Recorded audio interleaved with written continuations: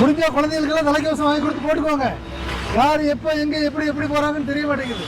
அதனால் நம்ம கொஞ்சம் கவனத்தோடையும் எச்சரிக்கையோடையும் இப்போ இருக்க வேண்டிய காலகட்டம். அதனால தான் பார்த்துருக்கீங்கல்ல, எவ்வளோ வேகமாக போகிறாங்க, ஒட்டிட்டு போகிறாங்க, உடச்சிட்டு போகிறாங்க இல்லையா? தெரியாமல் கூட நம்ம விபத்துக்கு நம்ம காரணமாக இருக்கக்கூடாது. வெளியே எழுப்பாதீங்க, யாரும் நிற்க மாட்டாங்க. தேவையில்லாம் வெளியே எழுப்பாதீங்க. அருமை, யாரும் சிக்னல் பச்சை விளக்கு வந்துச்சு யாரும் நிற்க மாட்டாங்க. அடிக்காதீங்க தம்பி, வெளியே எழுப்பாதீங்க.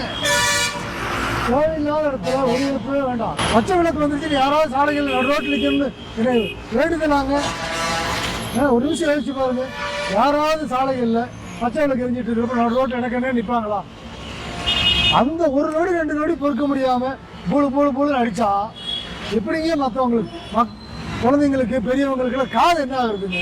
அடுத்து அவங்கள விடுங்க, பக்கத்தில் கேட்குறது முதல்ல கேட்குறது நம்ம தான்.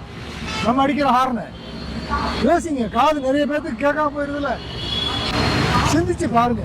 சாலைகளில் பதட்டப்படாமல் அழகாக ஆனந்தமாக பயணம் பண்ணாலே நம்முடைய வாழ்க்கையில் பல விஷயங்கள் நல்ல விஷயங்கள் சிறப்பாக நடக்கும்.